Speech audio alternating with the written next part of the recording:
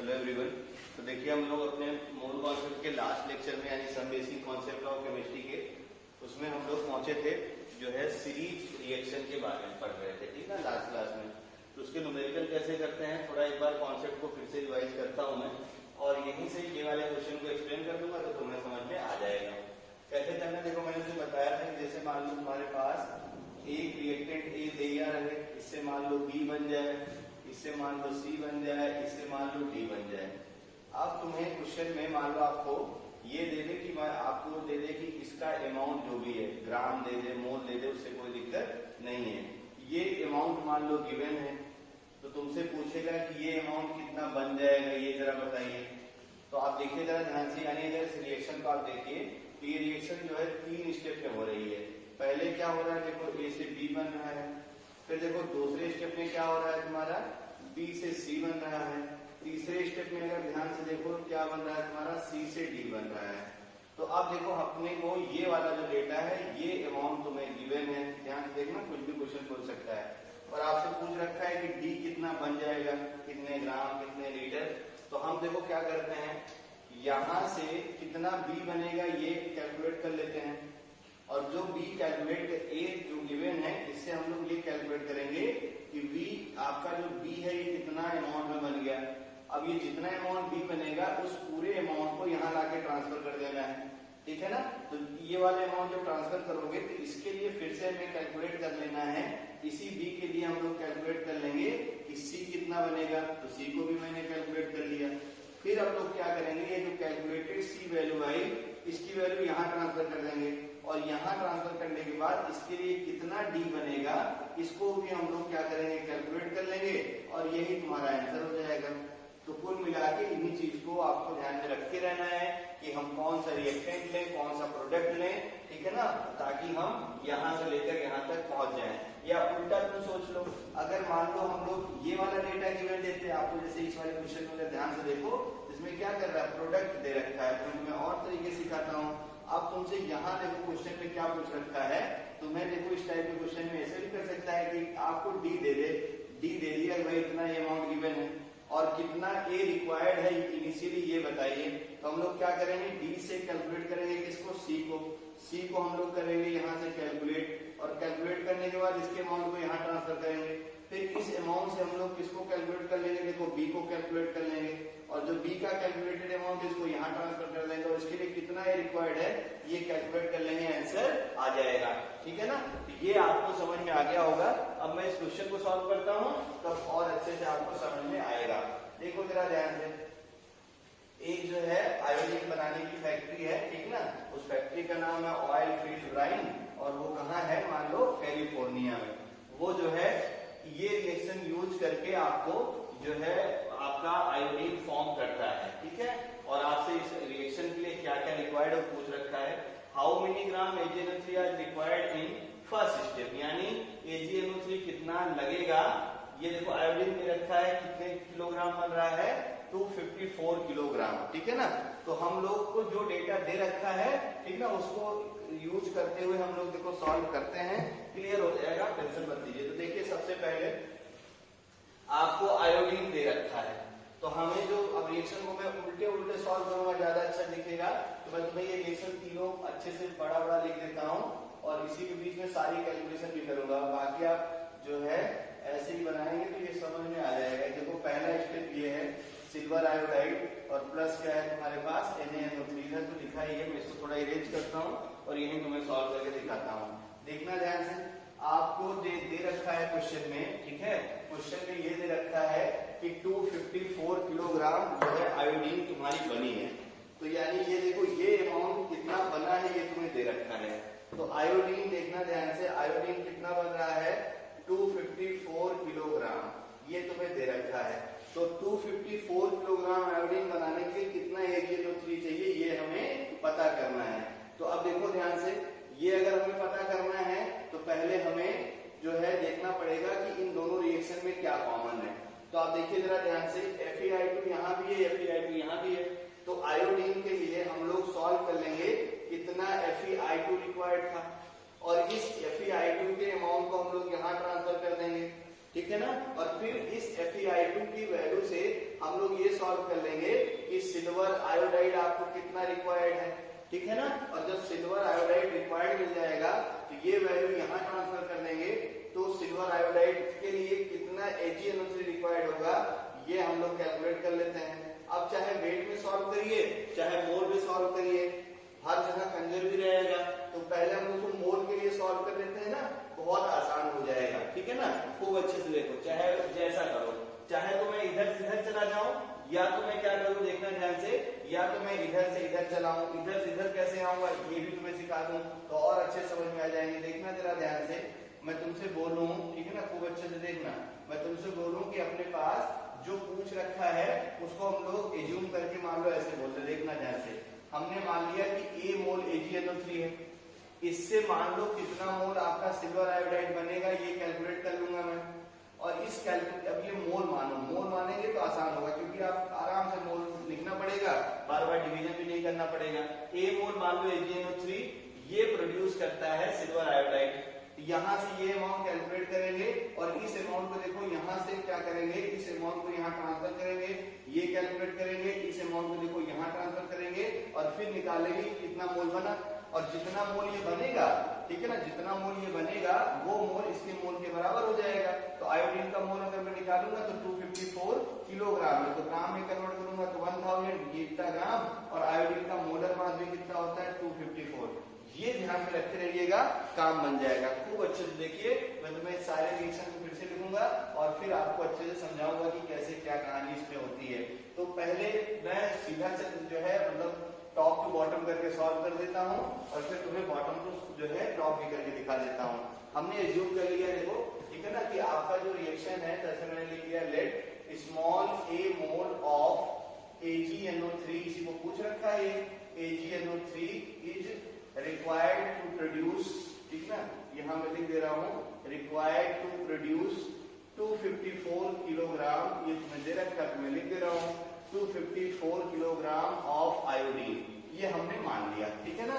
तो अब हम लोग देखेंगे पहले स्टेप की रिएक्शन। तो पहले स्टेप की रिएक्शन में देखो क्या है, सोडियम आयोडाइड, सोडियम आयोडाइड का रिएक्शन किससे हो रहा है, AgNO3 के साथ में, ठीक है ना। और जब AgNO3 के साथ में रिएक्शन हो रही है, जो जो दे रखा है रिएक्शन को देख लिखना जरूरी रहेगा। तो सिल्वर का जो प्रोडक्ट बन रहा है वो बन रहा है AgI और प्लस देखना ध्यान से प्रोडक्ट क्या बन गया तुम्हारा NaNO3, कोई दिक्कत नहीं है, ठीक है ना। अब देखना ध्यान से दूसरा स्टेप तो क्वेश्चन में दिखाई रहेगा। तो दूसरे स्टेप में देखो रिएक्शन में सिल्वर आयोडाइड दूसरे स्टेप में जा रहा है, तो सिल्वर आयोडाइड हम लोग यहाँ से कैलकुलेट कर लेते हैं। तो आपने देखो इसको कितना माना है A मोल, ये कितना माना आपने A मोल। तो अब देखो यहाँ से जरा स्टोइकियोमेट्री लगाओ, तो यहाँ स्टोइकियोमेट्री रेशियो अगर देखो ध्यान से या POAC जो आपको अच्छा लगे डायरेक्ट भी है, कोई दिक्कत नहीं है। तो ये तुम्हें A मोल दे रखा है, तो हम अगर यहाँ से POAC लगा दें कितना सिल्वर आयोडाइड बनेगा या स्टोइकियोमेट्री लगा दो तो 1 मोल AgNO3 से कितना सिल्वर आयोडाइड 1 मोल, तो A मोल से कितना मिलेगा ये A मोल, तो सिल्वर आयोडाइड भी कितना मिल गया तुम्हें देखो A मोल, समझ में आ गया ना ये। फिर देखो दूसरे स्टेप की रिएक्शन देखते हैं। तो दूसरे स्टेप के रिएक्शन में क्या हो रहा है, देखो सिल्वर आयोडाइड का रिएक्शन, ठीक ना, आयोडीन के साथ जो है आयरन के साथ में हो रहा है और सिल्वर आयोडाइड का शायद 2 मोल है, ठीक ना। क्वेश्चन रिएक्शन को क्लियर कर लिया जाए, 2AgI प्लस Fe और ये बन रहा है तुम्हारा देखो FeI2 और प्लस है तुम्हारे पास 2Ag यानी सिल्वर जो है डिस्प्लेस हो जा रही है। तो अब देखो ये भी हम देख लेते हैं। और तीसरा वाला रिएक्शन देखो तो मुझे FeI2 का काम है, हमें FeI2 का काम है। तो अब देखो जो सिल्वर आयोडाइड बना हुआ है तो ये तुम्हें यहाँ से भी कितना मोल मिल रहा है, देखो A मोल मिल रहा है, ध्यान से देखते रहिए। तो अब यहाँ से कितना मोल FeI2 बनेगा ये कैलकुलेट कर दिया जाए। तो अब देखो पहले स्टोइकियोमेट्री लगाओ, 2 मोल से कितना मोल 1 मोल, तो 1 मोल से कितना मिलेगा 1/2, तो A मोल से कितना मिल जाएगा ये A/2 मोल। ये बात समझ में आनी चाहिए। तो कितना मोल मिल गया तुम्हें देखो A/2 मोल है ना, 2 मोल से 1 मोल, तो 1 मोल से कितना हो गया 1/2 मोल, तो A मोल से कितना हो गया A/2 मोल। अब देखना तीसरे स्टेप में चलते हैं हम लोग। तो तीसरे स्टेप में आइए, तो तीसरे स्टेप में देखो क्या हो रहा है, तुम्हारा जो FeI2 है, ठीक है ना, इसका रिएक्शन हो रहा है किसके साथ में, क्लोरीन के साथ में।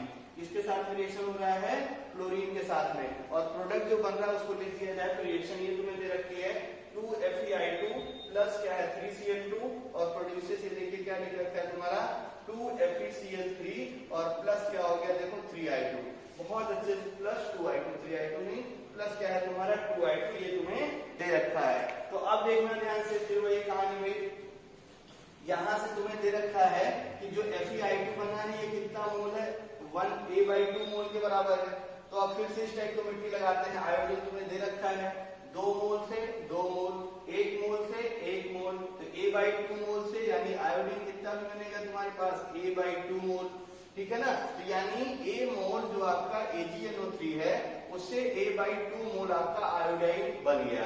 अब हम लोग देखते हैं ये A/2 की वैल्यू तो दे ही रखी है, ठीक है ना। आप देखो ध्यान से, अगर हम लोग सिंस में दे रखा है मोल ऑफ I2, तो मोल ऑफ I2 क्या हो जाएगा, ये देखो मास ऑफ आयोडीन और वो भी किसमें ग्राम में डिवाइडेड बाई ये क्या हो जाएगा देखो मोलर मास है ना, ये देखो मोलर मास ऑफ आयोडीन। तो यहां से फार्मूले में रख दिया जाए तो अब देखो आयोडीन का मास कितना है 254 किलोग्राम, ग्राम में कन्वर्ट कर लो तो 1000 डिवाइडेड बाई आयोडीन का मोलर मास, ठीक है ना। आयोडीन का मोलर मास कितना हो गया देखो 254, आयोडीन का 127 होता है, ऐड कर लो इतना आ गया। तो ये देखो जरा ध्यान से, यानी अपने को मोल आयोडीन कितना मिल गया, मोल आयोडीन अपने को कितना मिल गया बोलो, अपने को मिल गया ये 1000 मोल। तो मोल आयोडीन कितना मिल गया 1000 मोल, और जो तुमने निकाला वो कितना मिल गया A/2। तो आपको यानी दोनों को कंपेयर कर लो, तो since A/2 is equal to कितना हो गया 1000 के बराबर। तो अब देखो A की वैल्यू कितनी हो गई 2000 मोल के बराबर। क्वेश्चन में अब दम नहीं रह गया, हमने क्या किया देखो इसका मोल कैलकुलेट कर लिया और पूछ रखा है कि कितने ग्राम में या किलोग्राम में, जो भी आपसे आंसर पूछे कि कितने किलोग्राम में रिक्वायरमेंट है ना, क्वेश्चन में तुम्हारा है हाउ मेनी ग्राम पूछ रहा है, तो ग्राम में इसको हम लोग कन्वर्ट कर लेते हैं। तो अब आपको अच्छे से पता है, यानी मोल आपको सिल्वर आयोडाइड सिल्वर नाइट्रेट का पता है, तो सिल्वर नाइट्रेट का मोल हो गया 2000 और ये फार्मूले में रखो तो वेट ऑफ क्या हो गया तुम्हारा सिल्वर नाइट्रेट और डिवाइडेड बाई क्या हो जाएगा molar mass of silver nitrate. ये देखो मोलर मास ऑफ AgNO3। अब AgNO3 का मोलर मास निकाल लीजिए, सिल्वर का मोलर मास मैंने बताया एटॉमिक वेट कितना है 108, ठीक है। तो इसको जब इक्वेट करेंगे तो ये आपको मिल जाएगा शायद 170 करके देख ही लिया जाए, सिल्वर का 108 है, नाइट्रोजन का 14 है और ऑक्सीजन का कितना है 16, ठीक है ना। तो अगर इसको सॉल्व करोगे तो ये शायद आ जाएगा, करके देख लेना, ये शायद 170 आ जाएगा, कितना आ जाएगा 170। तो अब ये देखो कितना आ गया 2000 है ना इक्वल टू ये देखो वेट ऑफ इसका मान लो ये तुम्हारा x ग्राम है सिल्वर नाइट्रेट का और डिवाइडेड बाई आप देखो ध्यान से तो ये कितना हो गया 17 मल्टीप्लाई कर दो तो ये कितना हो गया 34 और कितने जीरो हो गए देखो 3 यहाँ से 1 यहाँ से, यानी कितना हो गया तुम्हारा 4 जीरो, ठीक है ना। इतने देखो इतना किसमें हो गया तुम्हारा ग्राम में, इतना किसमें हो गया तुम्हारा ग्राम में, और किलोग्राम में बोलूंगा तो किलोग्राम में कितना हो गया 340 किलोग्राम, ठीक है ना। तो ये है तुम्हारा आंसर, ठीक है। तो देखो प्रॉब्लम कहाँ होती है, प्रॉब्लम आप स्टेप जो है कैसे अप्लाई करें ताकि आसान आंसर आ जाए, ठीक है ना। तो हमने क्या किया भाई मोल मान लूंगा तो बार बार ये मास का काम नहीं पड़ेगा, लास्ट स्टेप में कर लेंगे। तो A मोल हमने इसको मान लिया और यहाँ से लेकर सॉल्व कर लिया, ठीक है ना। अब इसी क्वेश्चन को मैं उल्टे करके तुम्हें दिखाता हूँ, मतलब ये मैंने देखो टॉप टू बॉटम सॉल्व किया है, अब इसको टाइप 2 में, टाइप 1 ये हो गया, टाइप 2 देखना ध्यान से, मैं तुम्हें इसको दूसरे मेथड से सिखाता हूँ, देखना वो भी आसान है। तो अब ये क्वेश्चन में देखो तुम्हें क्या दे रखा है, थोड़ा मैं इसको इरेज कर देता हूँ, आप ये मेथड को अच्छे से कॉपी कर लीजिए, ठीक है ना, वीडियो रोक के कॉपी कर लीजिए, ठीक है। अब देखिए कैसे इसको मैं दूसरे तरीके से सॉल्व करता हूँ, आप ये दूसरे तरीके से भी बना लीजिएगा। तो अब देखो हमें क्या करना है, हमें जो है सिल्वर नाइट्रेट तक पहुंचना है, खूब अच्छे से देखिए। तो हमारे पास मोल आयोडीन पता चल गया है, आयोडीन का मोल हमने निकाल लिया है और कितना मोल है देखो 1000 मोल के बराबर। अब क्वेश्चन को सॉल्व करते हैं हम लोग। तो अब देखो अगले स्टेप में मुझे जाना है, मुझे इसका काम पड़ेगा, ये मुझे यहाँ मिल रहा है। तो देखो 2 मोल से कितना 2 मोल, तो 1 मोल से कितना 1 मोल, तो 1000 मोल से ये भी कितना मिलेगा बोलो 1000 मोल, समझ में आया।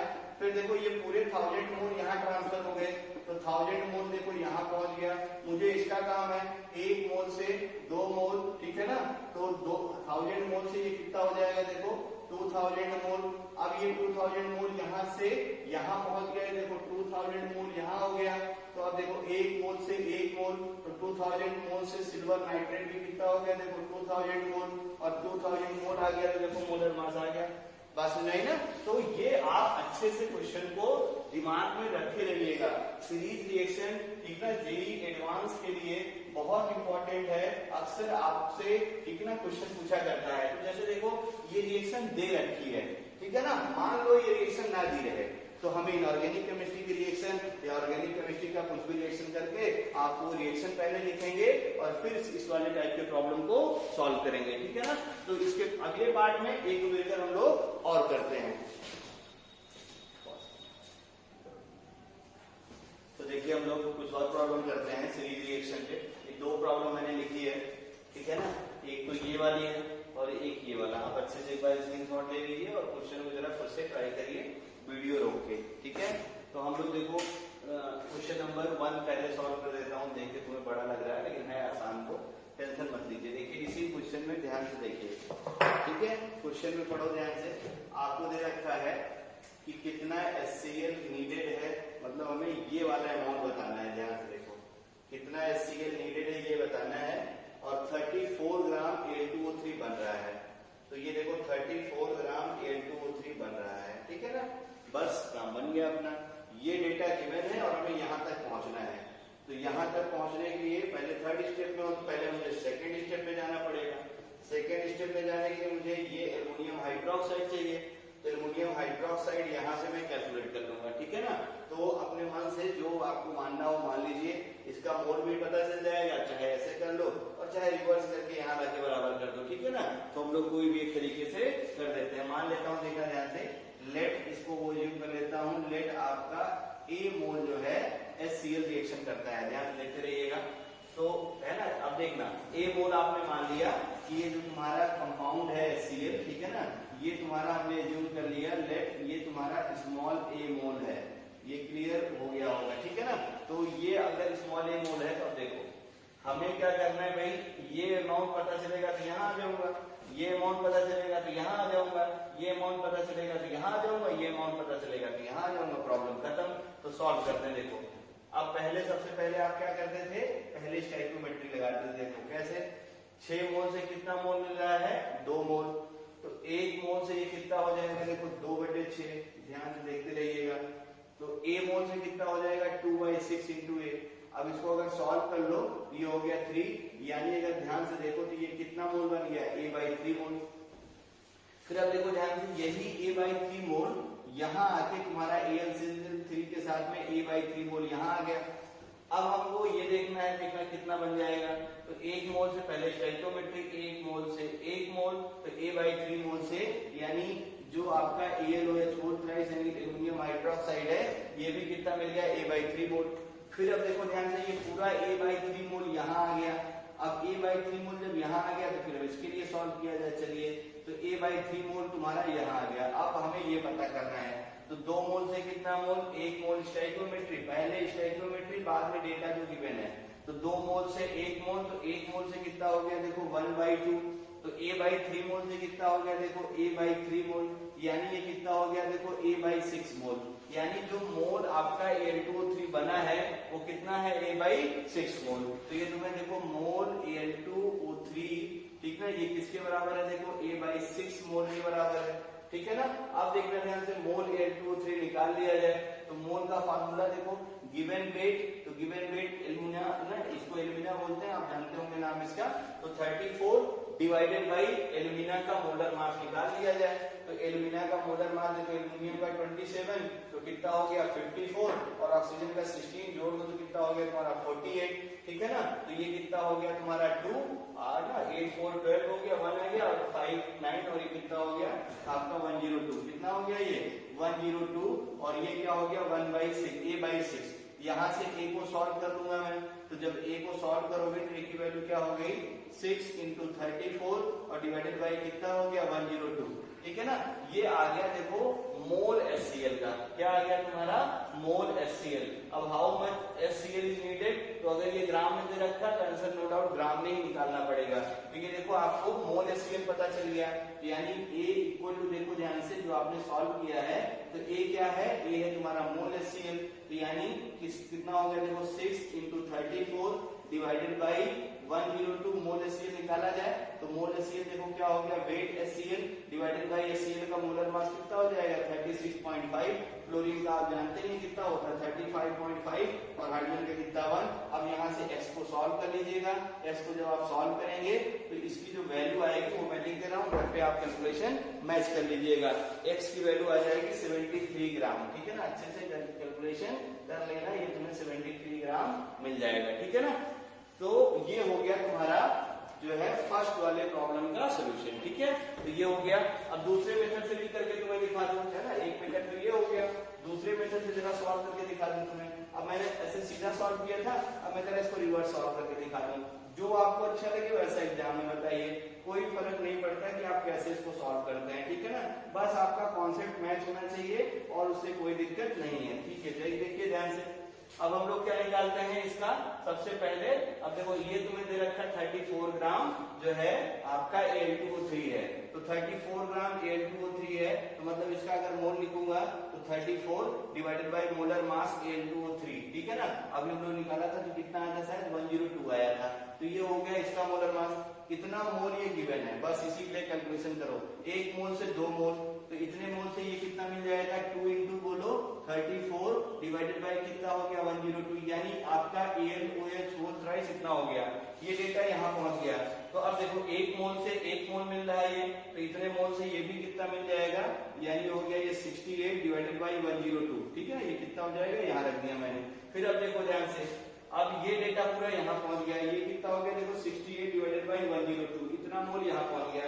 स्टोइकियोमेट्री लगाओ, 2 मोल से कितना 6 मोल, तो 1 मोल से कितना मिल गया 3 मोल, तो इतने मोल से ये कितना हो गया 3 इंटू 68 डिवाइडेड बाई 102 करके देख लीजिएगा, ठीक है ना, ये आपको आंसर 73। अब इतना मोल आ गया, अब ये मोल आ गया तो इसको हम लोग क्या करेंगे, ग्राम में कन्वर्ट कर लेंगे, और पहले भी निकाला था तो यही आया था, ठीक है ना। तो दोनों तरीकों से आप इस क्वेश्चन को सॉल्व कर सकते हैं और आंसर मैच हो जाएगा। चलिए अब ये वाला भी क्वेश्चन आपको बना दिया जाए। क्वेश्चन में देखो ध्यान से, आपसे क्या बोल रखा है कि how many gram SO3 will be form 1 mole acid, ठीक है ना, मोल आपको एसिड का दे रखा है। चलिए देखिए, ये तुम्हें दे रखा है 1 मोल और हमें SO3 कितना बनेगा ये बताना है। तो देखो 1 मोल से कितना 8 मोल, 1 से कितना 8 मोल, तो अब 1 मोल के लिए है, तो यानी हमें ये तो पता चल गया, यानी SO2 कितना बन गया तुम्हारे पास देखो 8 मोल, यानी अब जो SO2 8 मोल आ गया, तो ये पूरा डेटा देखो यहाँ आ गया, तो 8 मोल तुम्हारे पास देखो यहाँ आ गया। अब इतना कितना बनेगा, तो 2 से बन रहा है 2 मोल, 1 मिलेगा 1 मोल, तो 8 मोल से ये कितना मिल जाएगा, ये भी कितना मिल जाएगा 8 मोल, यानी SO3 जो मिला,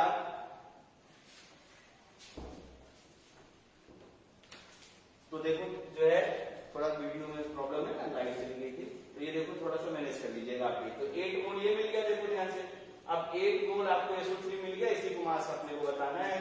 तो 8 मोल SO3 है, तो गिवन वेट मान लो x ग्राम, और मोलर मास SO3 निकाल लिया जाए तो सल्फर का कितना होता है 32 और ऑक्सीजन का कितना हो जाएगा 48। अब तो मैथ आती होगी आपको, x सॉल्व कर लीजिएगा, x सॉल्व करेंगे तो ये शायद 640 ग्राम आ जाएगा, कैलकुलेशन चेक कर लीजिएगा, ठीक है। तो ये है आपका, ठीक है ना, मोल कॉन्सेप्ट से सीरीज रिएक्शन के 1-2 प्रॉब्लम, ठीक है। तो देखिए हम एक प्रॉब्लम और लिख दिए हैं, जरा इसको भी सॉल्व करिए, ठीक है ना। क्वेश्चन में देखो एक नया टर्म जोड़ा है 100% एफिशिएंट, तो इसका कोई मतलब नहीं, 100% मतलब कि ये जो मशीन में ये काम हो रहा है वो मशीन मतलब परफेक्ट वर्किंग है, इससे कोई फर्क नहीं पड़ता है, ठीक है ना। तो बाकी भी परसेंटेज वाले भी टॉपिक कर रहे हैं, उसमें दिखाऊंगा इसका मतलब क्या है। तो फिलहाल जैसे अब तक बना रहे थे वैसे ही इस क्वेश्चन को सॉल्व करना है, वीडियो को रोक के थोड़ा इसको सॉल्व करिए, ठीक है। तो 100 ग्राम देखिए सल्फर डाइऑक्साइड तुम्हें दे रखा है, और 100 ग्राम सल्फर डाइऑक्साइड से कितना कैल्शियम सल्फेट बनेगा ये तुम्हें पूछ रखा है, ठीक है। तो अब सॉल्व करना देखो शुरू कर देते हैं, एकदम आसान, जो आपको अच्छा लगे वो मेथड लगाइए, ठीक ना। मोल एक्चुअली थोड़ा अच्छा लगता है इसलिए हम लोग मोल के लिए सॉल्व कर देते हैं, ठीक है ना। तो अब देखो आपको 100 ग्राम SO2 दे रखा है, तो यहाँ से हम लोग निकाल लेते हैं कि मोल SO2 कितना हो जाएगा। तो मोल सल्फर डाइऑक्साइड निकालूंगा तो गिवन वेट कितना है 100 gram divided by molar mass. Sulphur का कितना 32, ऑक्सीजन का भी 32, यानी जो मोल आ गया ठीक ना वो आ गया 100 डिवाइडेड बाय 64। इसको आप स्मॉल a मान लीजिए, इसको हम लोग मान लेते हैं ये जो वैल्यू है ये किसके बराबर है स्मॉल a मान लो ना, इसी के कैलकुलेशन कर लेंगे फिर बाद में a की वैल्यू रख देंगे। तो अब देखना क्वेश्चन को, यहाँ पे आपने मान लिया भाई a मोल है, ये क्वेश्चन पढ़ो। हमें देखो यहाँ तक पहुंचना है, तो हमें यहाँ तक पहुंचना है तो इधर कुछ देखना पड़ेगा। तो इधर ऐसा चीज खोजो ठीक है ना कि जो कि क्या हो अगले स्टेप में पहुंचा दे। तो इन दोनों में देखो ध्यान से, ये चीज H2SO4 है जो हमको यहाँ पहुंचा देगी और जो हमको यहाँ पहुंचा देगा तो ये हमें यहाँ पहुंचा देगा और ये हमें देखो यहाँ पहुंचा देगा। प्रॉब्लम खत्म। तो एक मोल से एक मोल, तो a मोल से कितना SO2 मिलेगा a मोल, ये पूरा SO2 मोल जो भी था यहाँ आ गया a मोल। कितना H2SO4 बनेगा एक मोल से एक मोल H2SO4, तो a मोल से कितना H2SO4 a मोल। अब देखो ये पूरा a मोल यहाँ ट्रांसफर हो गया, बस यही काम करते रहना है। एक मोल से कितना मिल रहा है एक मोल, ठीक है ना। तो a मोल से भी ये कितना मिलेगा तुम्हारा a मोल, तो a मोल तुम्हें क्या मिल जाएगा कैल्शियम सल्फेट, और हमें इसका बताना था मास। तो अब देखो a equal to given weight of calcium sulphate ठीक है ना x मान लो और divided by molar mass calcium का, कैल्शियम का एटॉमिक वेट 40 होता है, सल्फर का 32 होता है और ऑक्सीजन का कितना हो गया देखो 64। a की वैल्यू तुम्हारे पास है, a की वैल्यू कितनी है 100 divided by 64 equal to x। इसको जोड़ दो 4 तो 6 यानी हो गया ये 6 और 6 की 9 और ये 4 कितना हो गया तुम्हारा 13। कोई दिक्कत नहीं है ठीक है ना। फिर से एक बार जोड़ दो 6 और 6 कोई दिक्कत नहीं है ठीक है ना। तो ये 6 और कितना हो गया 6 3 9 और 9 4 कितना हो गया 13, ठीक है कोई प्रॉब्लम नहीं है। तो यहाँ से अब x आप सॉल्व कर लीजिए, तो x को आप सॉल्व कर लीजिएगा, जो भी आएगा वही तुम्हारा आंसर इन ग्राम हो जाएगा ठीक है ना। तो ये है तुम्हारा इस टाइप के प्रॉब्लम कैसे आप सीरीज रिएक्शन को हिट करते हैं ठीक है ना। अब देखो इसके आगे का एक कॉन्सेप्ट और सीख लिया जाए और उस कॉन्सेप्ट को भी हम लोग बहुत अच्छे से यूज करेंगे क्वेश्चन में, और जो कि है बहुत ही इंपॉर्टेंट, जिसका नाम है ठीक है ना, जिसका नाम है कॉन्सेप्ट ऑफ लिमिटिंग रिएक्टेंट ठीक है ना। तो अब देखो ध्यान से, अब तक हमने वो मतलब सारे प्रॉब्लम जो अब तक किए थे आप याद करो, तो उसमें रिएक्टेंट या प्रोडक्ट में किसी एक का अमाउंट गिवन रहता था। अब कॉन्सेप्ट ऑफ लिमिटिंग रिएक्टेंट हमें कब काम में आएगा, जब more than one reactant given हो तब हम ये प्रोसेस लगाएंगे। तो ध्यान से देखना, स्टोइकियोमेट्री का दूसरे टाइप का प्रॉब्लम, पहले टाइप में बताया था मैंने आपको कि जब सिंगल टाइप मतलब रिएक्टेंट में या प्रोडक्ट में केवल एक का अमाउंट गिवन हो। अब हम लोग पढ़ेंगे जब more than one reactant amount are given, बहुत अच्छे से याद रखे रहना, more than one reactant amount are given, more than one reactant amount are given, ध्यान में इसको रखे रहना, more than one reactant amount ठीक है ना आर गिवन। तो अब देखना ध्यान से ये कहानी में क्या पूछने वाला हूं, पहले इसकी सिंपल सा एग्जांपल तुम्हें बताओ।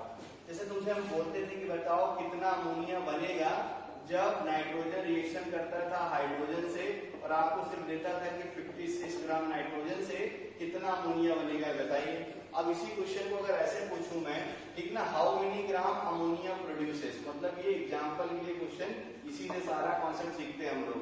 तो अगर तुमसे क्वेश्चन पूछूं कि हाउ मेनी ग्राम ठीक ना NH3 इज फॉर्म्ड, ध्यान से देखना, NH3 इज फॉर्म्ड व्हेन ठीक ना, व्हेन आपको कुछ अमाउंट दे दूंगा मैं, when 56 gram nitrogen, 56 gram nitrogen reacted with, ये क्वेश्चन में दिया रहेगा तुम्हें, reacted with 10 gram hydrogen, 10 gram hydrogen at HTP। चलिए इस क्वेश्चन को अब देखेंगे हम लोग कैसे सॉल्व करेंगे। तो अब ये क्वेश्चन को ध्यान से पढ़ो। तो पहले रिएक्शन लिखना जरूरी है, तो N2 प्लस क्या हो गया देखो 3H2 और प्रोड्यूस क्या हो गया देखो 2NH3।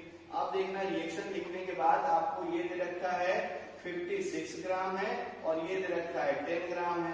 तो अब देखो अभी तक क्या था, एक अमाउंट गिवन था तो कुछ भी लगा देते थे सॉल्व हो जाता था, लेकिन अगर दोनों अमाउंट गिवन है तब हम डायरेक्ट नहीं लगाएंगे, क्योंकि देखो इसके लिए सॉल्व करोगे तो अलग अमाउंट और इसके लिए सॉल्व करोगे तो अलग अमाउंट। और एक रिएक्शन में दो अलग अलग प्रोडक्ट बन जाए, एक ही कंपाउंड के दो अलग अलग मास तो हो ही नहीं सकते, क्योंकि mass of reactant mass of product क्या रहेगा, सेम रहेगा।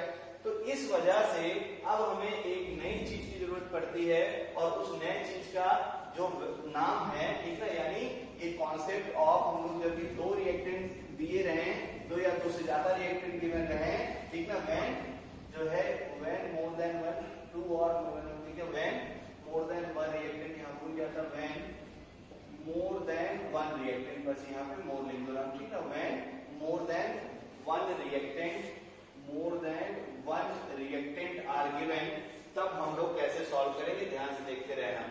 तो अब हमें इस टाइप के प्रॉब्लम को सॉल्व करने के लिए जो अपनी टेक्निक लगानी है वो है तुम्हारा कॉन्सेप्ट ऑफ लिमिटिंग रीजेंट, ठीक है ना, अच्छे से याद रखे रहना, बड़े इंपॉर्टेंट क्वेश्चन इससे बनते हैं। कॉन्सेप्ट ऑफ लिमिटिंग रीजेंट, ठीक है ना, अच्छे से दिमाग में बैठाओ, ये कब लगाना है, ये हमें तब लगाना है जब more than one reactant amount are given, ठीक है ना। तो लिमिटिंग रिएक्टेंट क्या होता है ये देखो ध्यान से, तो मैं तुम्हें एकदम सिंपल से एग्जांपल से समझाता हूँ। जैसे मान लो अपने पास कोई एक रिएक्शन है जिसमें रिएक्टेंट 1 है और एक रिएक्टेंट और मैं ले रहा हूँ, मान लो रिएक्टेंट तुम्हारा 2 है, ठीक ना, रिएक्टेंट 2 है, और ये आपका प्रोडक्ट मान लो बन गया। प्रोडक्ट चाहे एक बने चाहे दो बने, इसलिए अपॉस्ट्रोफी करके मैं एस लगा देता हूँ, प्रोडक्ट्स, ठीक है। तो अब देखना ध्यान से, ये भी अमाउंट गिवन है, ये भी अमाउंट गिवन है, कितना प्रोडक्ट बनेगा इस बात पे डिपेंड करेगा कि कौन सा इसमें लिमिटिंग रीजेंट है।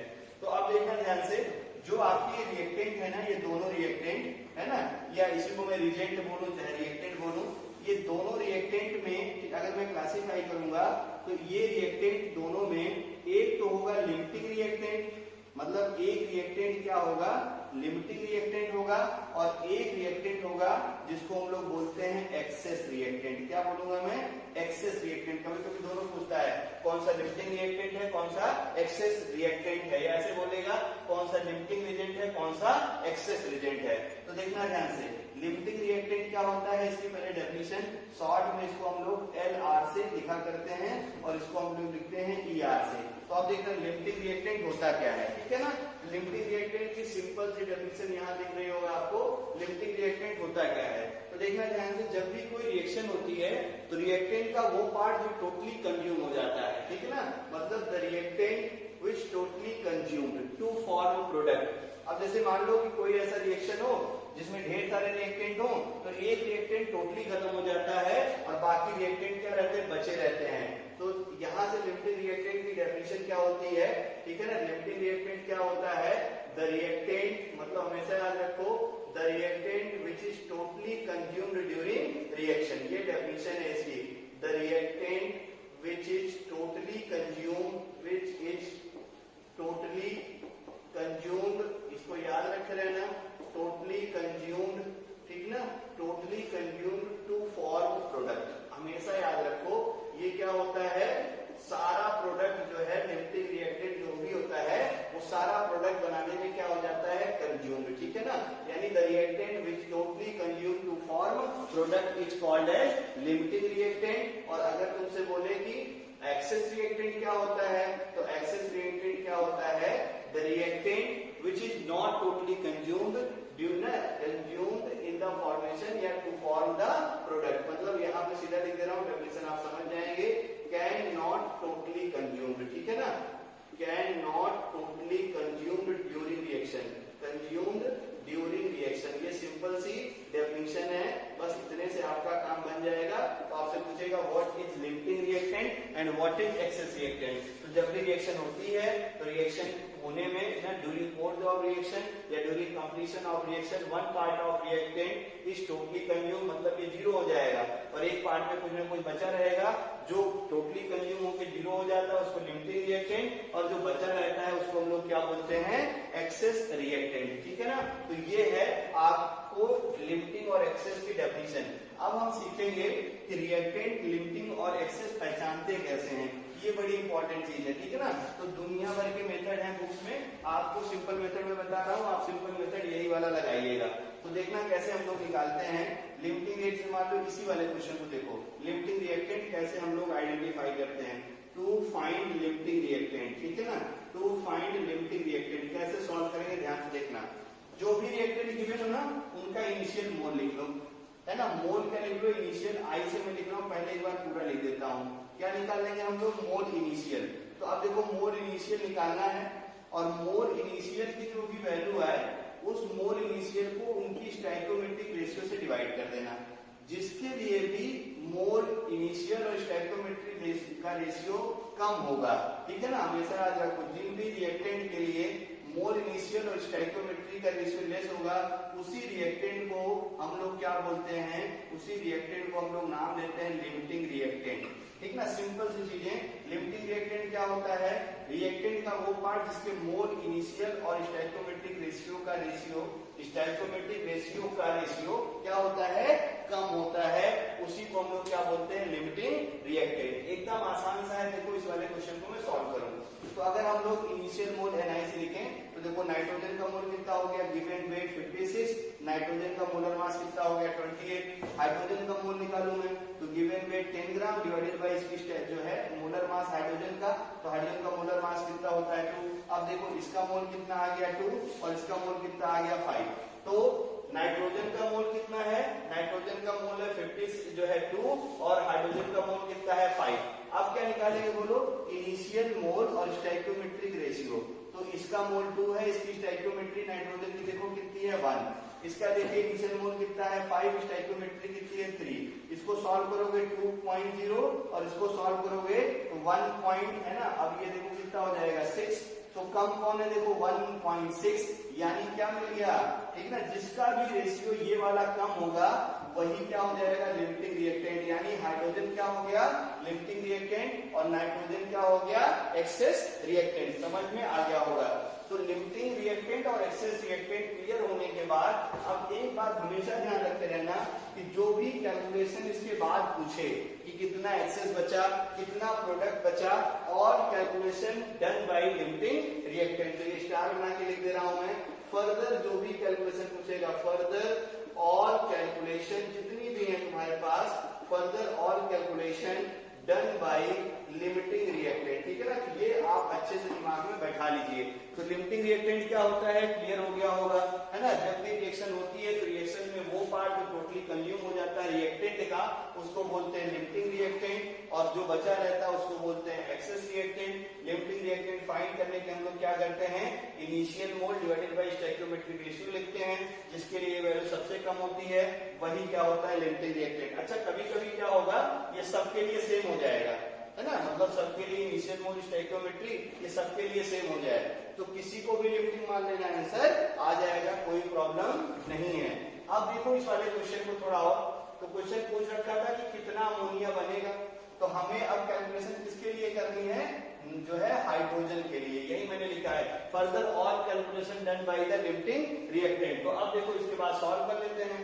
तो अब देखना हाइड्रोजन से ये निकालना है मुझे, हाइड्रोजन से कितना अमोनिया बनेगा, तो यानी देखो क्या हो गया, सिंस यहाँ देखो क्या हो गया बोलो, 3 मोल हाइड्रोजन ये प्रोड्यूस कर रहा है ना, पहले स्टोइकोमेट्री लगाया मैंने, 3 मोल हाइड्रोजन प्रोड्यूसेस, सिंपल वाले मेथड से पहले, है ना, 2 मोल NH3 हमें ग्राम में बताना है, और ये देखो हाइड्रोजन भी किसमें दे रखा है, ग्राम में दे रखा है, यहाँ भी किसमें दे रखा है, ग्राम में दे रखा है। तो आई होप अब कैलकुलेट कर लेंगे। तो हम लोग फिर यहाँ से क्या लिखेंगे, 3 इंटू हाइड्रोजन के 1 मोल का मास 2 ग्राम, 3 into 2 gram hydrogen produces 2 into ammonia का मोलर मास कितना हो गया 17 ग्राम ऑफ NH3। हेंस हम लोग यहाँ से देखेंगे 1 ग्राम हाइड्रोजन कितना प्रोड्यूस करेगा, तो 2 इंटू 17 और डिवाइडेड बाई कितना हो गया तुम्हारा 6 ग्राम ऑफ NH3, ठीक है ना। हेंस कितने ग्राम से पूछ रखा है, बोलो कितने ग्राम से पूछ रखा है, 10 ग्राम से। तो 10 ग्राम हाइड्रोजन से ये कितना बनेगा बोलो, 2 इंटू 17 डिवाइडेड बाई 6 इंटू कितना हो गया 10 ग्राम ऑफ NH3। तो आई होप यहाँ तक बहुत अच्छे से क्लियर हो गया होगा। इसके अगले पार्ट में लिमिटिंग रिएक्टेंट का हम लोग एग्जांपल करेंगे, तब तक यहाँ तक के वीडियो को अच्छे से देखिए। Thank you.